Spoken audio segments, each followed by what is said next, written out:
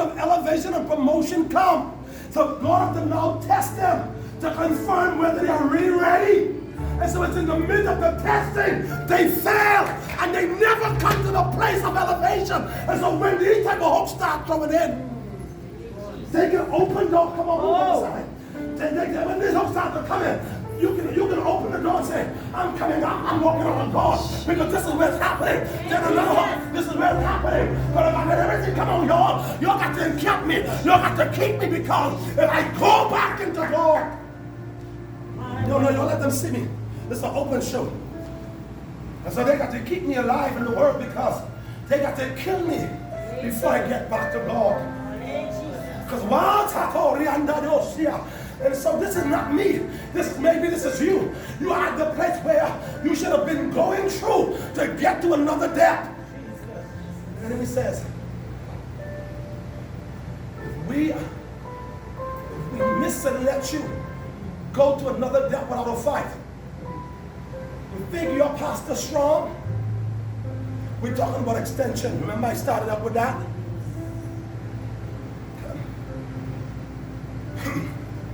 So, you go in. You gotta keep it. This pastor here. Ha! You think your pastor strong? You know why we gotta stop you? Because you are an extension of the strength of your leader. And if he's strong, if he's doing this amount of damage to the kingdom of darkness, by extension, Jesus Christ says, these works. Jesus never did no greater works. He did works. He said, these works, Anthony, that I did, and greater shall you do if you stay in alignment. The enemy knows he has to constantly keep temptation, frustration, and tiredness of life on him. God, where's the right people? Oh! Y'all hear this? See, the world needs to hear this. And so the enemy says now, I have to begin to now launch an attack. Good. Come, evangelist. Come, chill. Come. Go to God. Come. Since you record, that's fine. Come, just come. So watch it here. And so he says, in order to conquer the system and make this system and this house ineffective, we didn't realize we can't stop the leader. Jesus, my Lord. Even though the leader doesn't want to be here. Ask all of them right now, do you want to be here? No. No one wants to be here. But if God don't trap somebody, and so I'm trying to bargain. But he don't understand that language. Because that's the language of the flesh. Jesus said, Father, if it be thy will, he tried to bargain. He tried to make it look sorrowful. Out of it, if it be the will, then he's trying to bargain something. Then when he came to himself, he said, no, hold on. Hey, nevertheless. And I can give you all the whole scenario of what nevertheless means. We can go through all of that right now. It means at no time, at no occasion, never before, never now, and never before now will I ever want to go after my own thing again. He said, but nevertheless, not my will, but thy will be done. That was the place where he conquered his will. The problem is, while you are here, I'm being fought with these things, and you're going to be here fighting with these things until you kill your will. Because all of these things are attached to what you really want.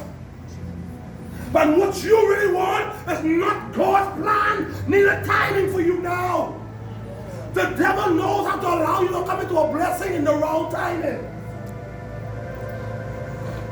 And so, he knows that you are an extension by grace and by power and by a perfect strength.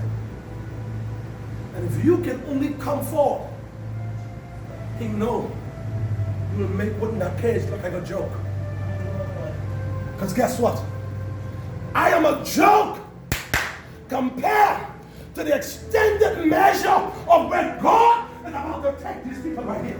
Yeah. You think I'm preaching with passion and with strength? You ain't seen nothing yet. Miss and let them come forth. Now you see why all this warfare can stay around? Now you see why? And the warfare is going to stay there because their mind now is in limbo, so they are not praying the way they should. And so now, because there's no prayer, there's no what? And y'all talking like y'all ain't sure. Because there's no prayer, there's no what? Power. She's frustrated. You really want to be here? Just answer. No. You ain't this today. You fight me because, well, Pastor, I really didn't want to disappoint you, but, and so, Pastor, I ain't gonna outrightly disappoint you, but what I'll do, I'll just start sneaking around a little bit. I may not see it. I am in the spiritual holding cell. I am able to detect you even out of my... And so you can be over there telling you in prayer. And I can sense, God, something ain't right with Anthony. Jesus, Lord, he's in trouble. And I start to pray from where I'm at. And I got to reach you. In time of my prayer, get out of the prayer chambers of God. And my prayer is your mind. And the prayer of the righteous. These are the prayers of the righteous. What? Avail it much. Avail much. It does much. Yes, sir. Why? Because they are sexual, Prayer. fervent. You ain't dealing with no prayer that is. You ain't got no depth, no grip. You dealing with prayer with wind and storm can't shake. Yes. My Lord. This is the type of prayer I will have to pray for him because of where he's at. So when I just say the Lord's Prayer, oh Father, for them, for this measure of grace, because he's right under the fountain of the oil pours. Some of you are too close to your leader to allow your spirit to become so far. This is why you're dying spiritually. This is how you get here. You're in a place of lust and perversion and everything that can be ungodly. This is where you are. And it feels good. And so I can come to church and still function. I can come and still usher. Come and still bear. Come and still sing on the praise team. Come and still play on the drum, the music. I can still come and do that because the last time Pastor heard from me, I told him I was in prayer. So you can hide from Pastor. But you can't hide from God. And guess what? In the day of battle, your real true strength, the real true signs of weakness will show up. So you can come around here, walk around while we pray and pray strong and pray hard. When the real true warfare comes, the time that you told me was in prayer, Jesus. that's the strength that needs to rise. But when you try to tap in the strength, you realize you ain't got nothing but than flesh. And so you're walking around. And all type of sexual urges going through your body while you're praying in church. You know why? You open your spirit to demons and you begin to walk in your belly because you did not feel as if instructions, corrections, and directions was needed at the moment. Pastor, I just was tired of church. I just was tired of all of this and I just needed a moment. I need some recreational time. I need some time with my friends. I need some time to go to the movie. I need some time just to go for dinner some days to make myself feel special, to make me feel like I'm somebody. It's fine, but walk through your going with. I am an atmosphere shifter. I go nowhere and submit to the atmosphere. Never. Never. And if I feel as if that's going to be a challenge or I'm going to be an offense, I don't have to be there. But we go into places where we have to subject ourselves to the control of the environment. And this is why so many of us are adopting spirits of our people. This ain't what I come to preach.